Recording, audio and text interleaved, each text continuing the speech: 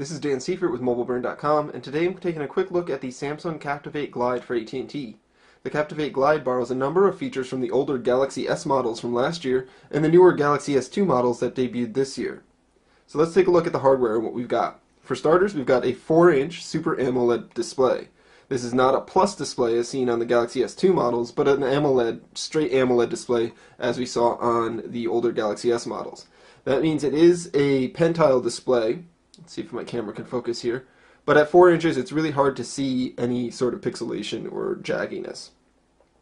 The screen itself is WVGA resolution, so it's 480 by 800 pixels tall. Below that, you've got 4 capacitive buttons for menu, home, back, and search.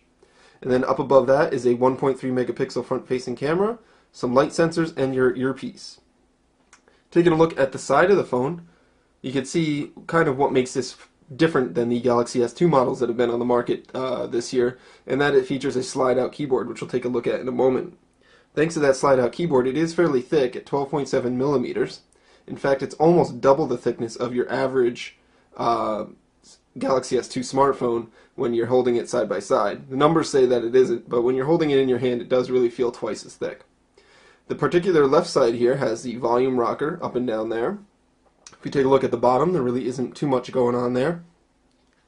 Then on the right hand side, we've got the power sleep unlock key, and that's about it. And up top is a 3.5 millimeter headphone jack and a sliding USB sliding cover over the micro USB charging and syncing port. Now what we really want to see here is the keyboard, and the keyboard is a 4-row QWERTY keyboard. It's got shortcut buttons for menu, home, back, and search here. It's very similar to the keyboard we saw on the Samsung Epic 4G for Sprint last year, and it's similar to the Samsung Stratosphere's keyboard. It's pretty flat. As you can see, it virtually disappears when you turn the phone horizontally, but it is pretty roomy as well, so there's a lot of space here. We do have some shortcut buttons for the microphone voice input. You got a dedicated .com key, and you've got an alternate key so you can access your numbers and symbols there. If we take a look at the back of the phone, the Captivate Glide is covered in this textured plastic here. Provides a little bit of a grip to it, and it hides any sort of fingerprint or grease that you might see on a glossy cover, so it feels pretty nice. Got an 8 megapixel autofocus camera with a single LED flash. Now this records 720p video, does not do the 1080p that the Galaxy S2 models are capable of. Then we've got an external loudspeaker there. Now if I can pry off the rear cover here. There we go. You can get a look at the battery. It's a 1650 milliamp hour unit.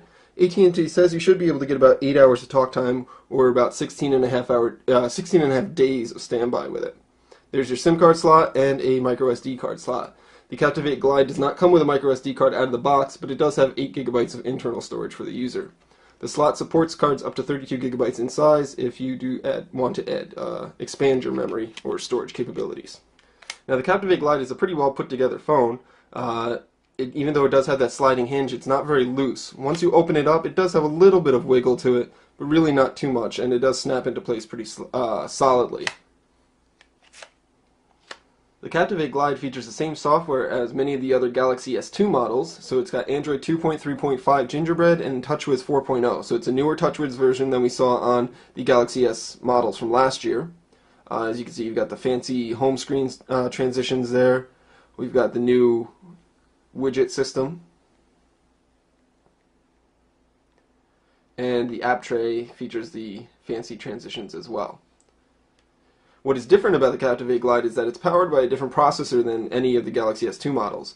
Samsung decided to go with the NVIDIA Tegra 2 processor in this particular unit. It's got clocked about 1 gigahertz per core, it's a dual-core model, and it has 1 gigabyte of internal memory for application usage. It is pretty fast and responsive. I really haven't noticed any sort of lags or choppiness with the Tegra 2 processor, but it probably also is the reason why it only records 720p video as opposed to 1080p. The TouchWiz 4.0 software is exactly the same as what we've seen before. You've got shortcuts up at the top there for various settings such as Wi-Fi, Bluetooth, GPS, flight mode, and rotation. As we saw earlier, the widget tray is new, the application tray is new, but we've seen those on the Galaxy S2 models as well. The messaging app client is exactly the same. So you've got a bubbled messaging client with conversation view. The email client is the same two-pane email client that we saw on every other Galaxy S2 model. So we can turn on the side here and we can see the dual pane view.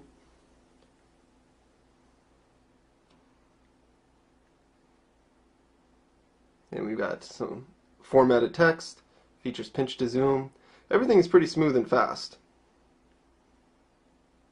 If we take a peek at the app tray, we can see what included applications there are. And there really aren't too many from AT&T or Samsung. There's a couple AT&T Code Scanner Family Map, Asphalt 6 launcher there to download the program, AT&T Navigator, Amazon Kindle, AT&T's Live TV service, and then you've got the various hubs for Samsung, Social Hub and the Media Hub as well. But most of the AT&T apps can actually be removed if you don't want them, and they're pretty sparse as far as carrier preloaded applications go. If we take a look at the web browser, we've got much the same web browser as we saw on the Galaxy S2 models. So let's load up Mobile Burn here. You can input text 3 different ways. So you've got the, probably 4 different ways. You've got the Samsung Skin keyboard that we've seen many times before. Then you also have the standard Android keyboard, the swipe keyboard, or of course you can also use the slide out hardware keyboard as well.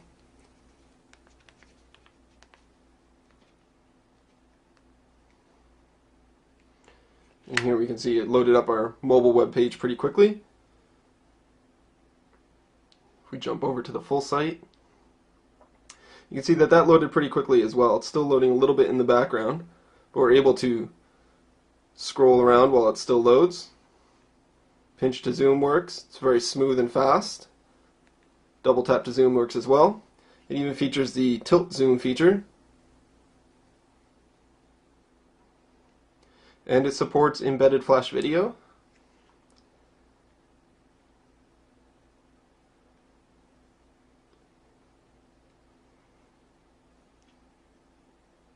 Hi, this is Russ Jeffers from MobileBurn.com, and this is a sample video of the HTC Sensei.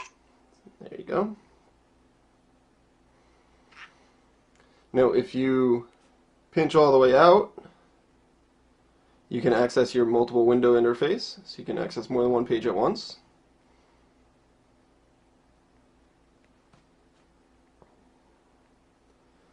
Let's load up an article here.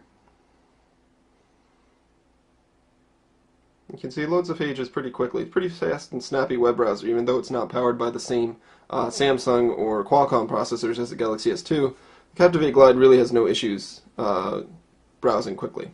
Now if we take a look at the camera on the Captivate Glide, it's got an 8 megapixel camera with autofocus and flash. It's a very similar interface to the Galaxy S2 models. So you've got different settings here for flash. You can switch between the front and rear camera. Like so. You can open up your settings pane here and you can add shortcuts just like the other Galaxy S2 models. So you can change things like, let's put our focus mode there, and we'll put our ISO mode there. So you can tap the lens or tap the screen to focus the lens. You get a confirmation beep and you can snap the shutter.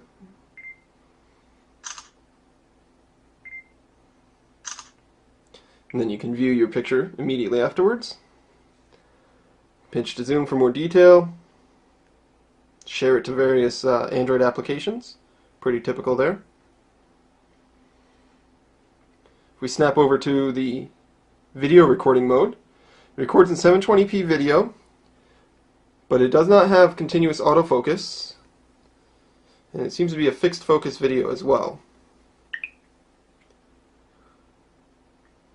Also conspicuously missing is Samsung's pause button, which normally lets you pause a video clip partway through and then resume it, but you only have a start-stop button with the Captivate Glide.